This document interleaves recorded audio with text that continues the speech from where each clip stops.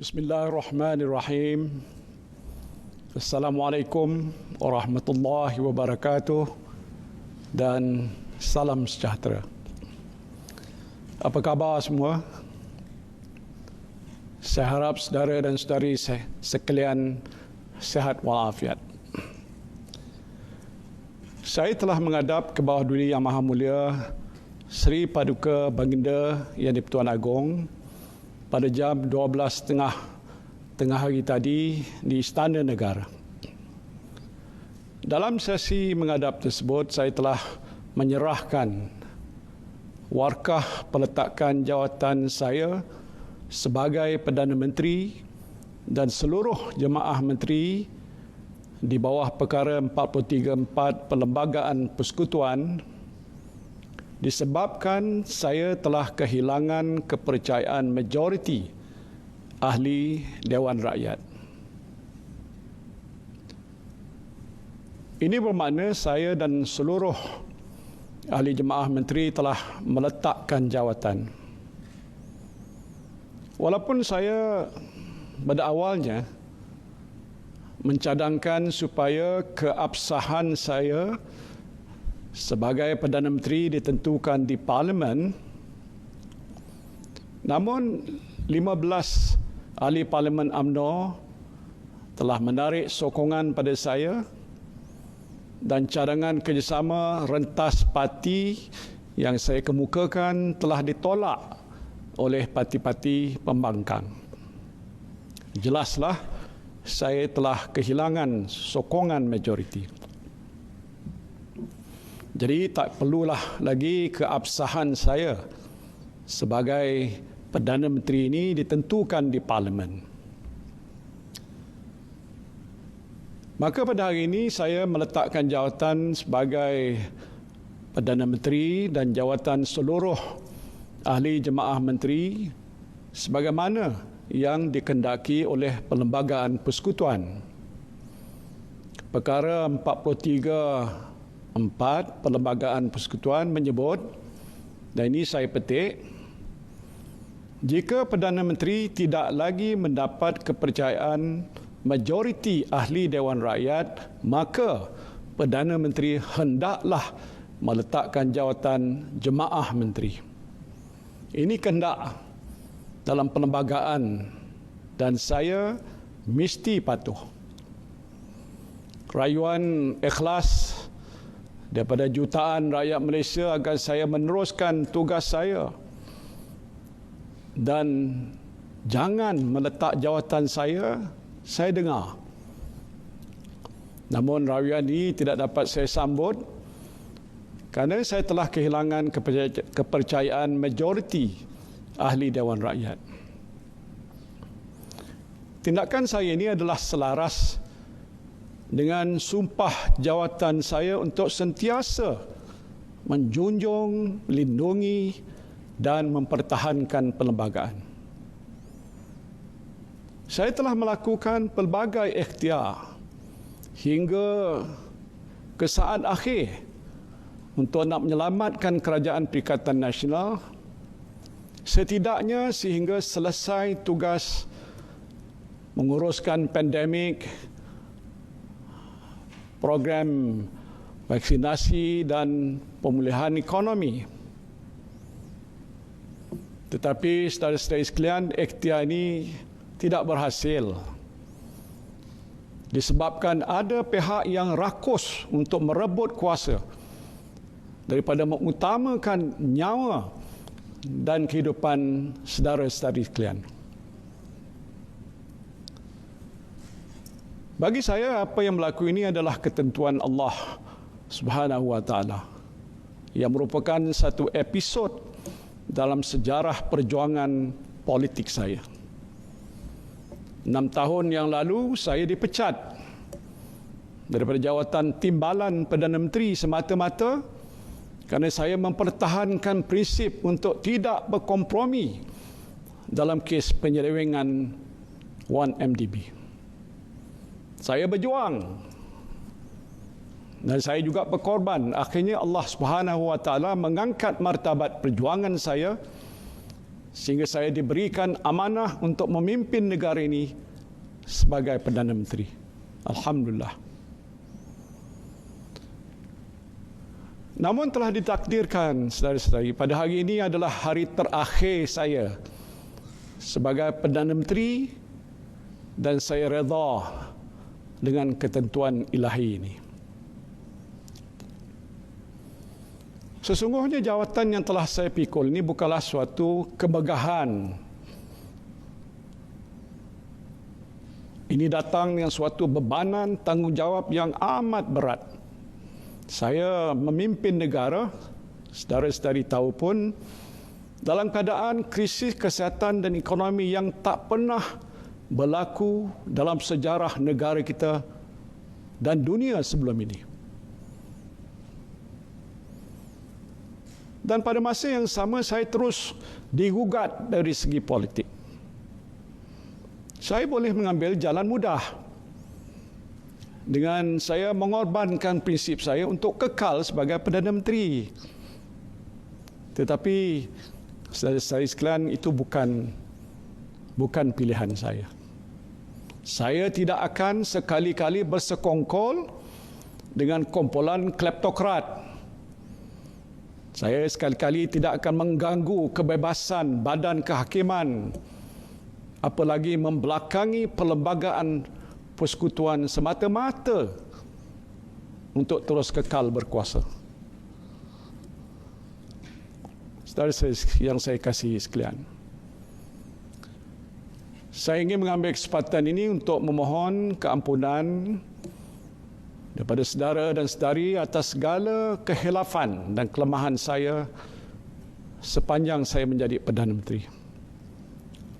Saya dan rakan-rakan jemaah menteri yang telah cuba melakukan yang terbaik untuk menyelamatkan nyawa dan melindungi kehidupan saudara dan saudari sekalian dalam tempoh krisis yang masih kita hadapi pada masa ini. Namun sebagai manusia seperti biasa pastinya ada salah dan ada juga silap di sana sini. Jadi saya memohon ribuan ampun dan maaf. Saya berharap kerajaan baru nanti akan dapat dibentuk dengan segera supaya pentadbiran negara kita ini tidak terganggu dan dapat berjalan seperti biasa. Tempoh 2 bulan ke hadapan itu adalah amat penting kerana dijangka mencapai imuniti kelompok pada bulan Oktober, insya-Allah. Ini telah pun saya sebutkan dalam beberapa hari yang lepas. Segala perancangan yang telah pun digariskan dalam pelan pemulihan negara tidak boleh terbantut. Sektor-sektor ekonomi perlu dibuka semula untuk kita pastikan ekonomi negara kita dapat pulih dengan segera dan rakyat dapat menjana pendapatan untuk menyara diri dan keluarga. Justru momentum pelaksanaan program vaksinasi tidak boleh terganggu. Rekod kita mencatatkan jumlah vaksinasi harian antara yang tertinggi di dunia dan ini mesti dikekalkan. Jangan bimbang, saudara-saudara sekalian, Kabinet saya telah pun menempah lebih 87 juta dos vaksin untuk penduduk negara ini yang melibatkan perbelanjaan sebanyak 4.36 bilion ringgit. Ini satu peruntukan yang amat besar.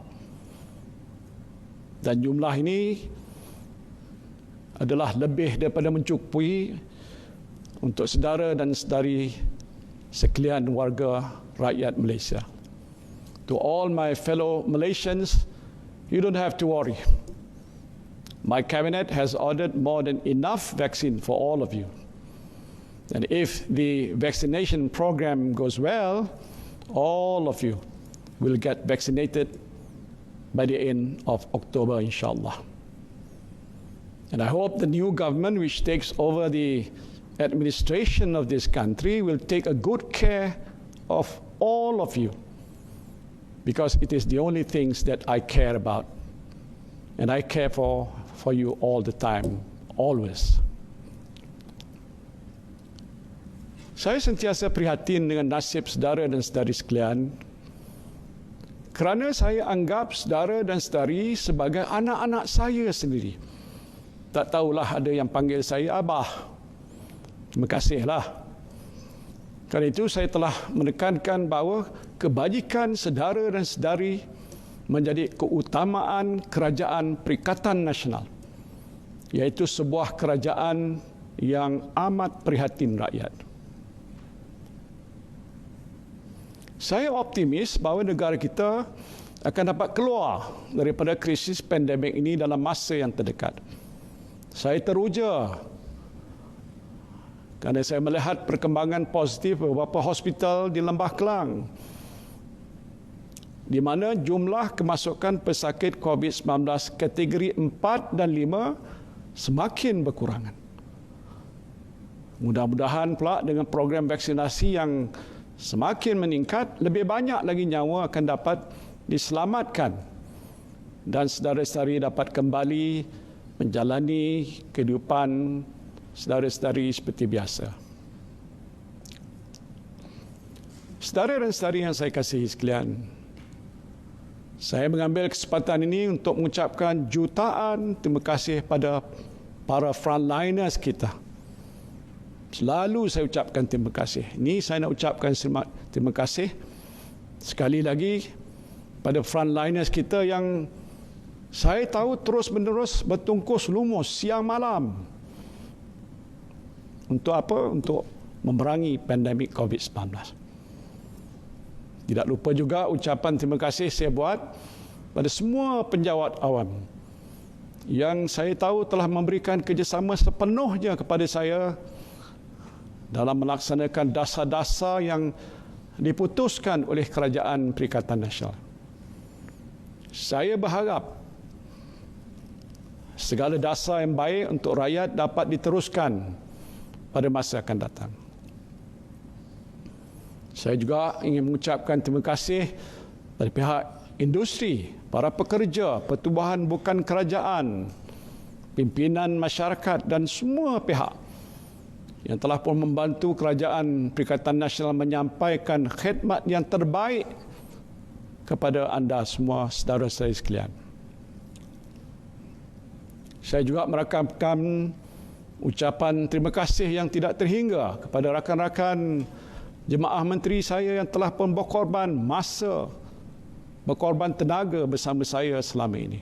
Terima kasih juga saya ucapkan pada pengurusan tertinggi Kerajaan Persekutuan, termasuk Ketua Setiausaha Negara, Peguam Negara, Ketua Pengarah Kesihatan Malaysia, Ketua Polis Negara, Panglima Angkatan Tentera, Ketua Pengarah Majlis Keselamatan Negara dan lain-lain pegawai yang tidak dapat saya sebutkan satu persatu. Anda semua telah banyak membantu saya untuk menjalankan tugas dan amanah menguruskan negara di waktu pandemik ini. Terima kasih saya ucapkan. Dan ucapan terima kasih paling istimewa tentunya buat isteri saya yang tercinta dan keluarga saya yang menjadi sumber inspirasi saya sejak daripada dahulu hinggalah ke hari ini. Terima kasih juga pada kepimpinan bersatu, pimpinan tertinggi Perikatan Nasional dan dari parti-parti PAS, STAR, SAPP, Gerakan, pimpinan gabungan parti-parti Sarawak, pimpinan MCA, MIC dan sebahagian ahli Parlimen UMNO yang terus memberikan sokongan kepada saya hinggalah ke saat ini. Kepada seluruh rakyat Malaysia saya ucapkan terima kasih di atas sokongan saudara-saudari sekalian. Saya akan terus berbakti kepada anda serta sentiasa mendoakan kesihatan dan kesejahteraan anda semua. Kekal bertenang ya. Mudah-mudahan ke bawah Duli Yang Maha Mulia Sri Paduka Baginda Yang di-Pertuan Agong diberikan rahmat kebijaksanaan untuk memilih Perdana Menteri yang baru menurut kehendak Perlembagaan Persekutuan. Marilah kita bersama-sama mendoakan agar Allah Subhanahu wa taala sentiasa memelihara keselamatan dan keamanan negara kita dan juga mengekalkan perpaduan seluruh rakyat Malaysia. Bismillahirrahmanirrahim. Alhamdulillahirabbil alamin. Wassalatu wassalamu ala asyrafil anbiya'i wal mursalin wa ala alihi wa sahbihi ajmain. Ya Allah, ya Rahman, ya Rahim, Engkau kurniakanlah kerahmatan pada kami. Engkau lindungilah keselamatan dan keamanan negara kami. Engkau peliharalah kesihatan dan kesejahteraan hidup kami. Engkau lenyapkanlah penyakit coronavirus dari muka bumimu ini, ya Allah. Ya Allah, ya Rahman, ya Rahim, Engkaulah yang mempunyai segala kepujian. Engkaulah yang berhak menerima segala kesyukuran. Engkaulah yang memiliki segala pemerintahan. Di tangan Engkaulah segala kebajikan, kepada Engkaulah kembali segala urusan. Rabbana atina fid dunya hasanah wa fil akhirati hasanah wa qina azabannar. Amin ya rabbal alamin. Wabillahi taufiq wal hidayah. Wassalamualaikum warahmatullahi wabarakatuh.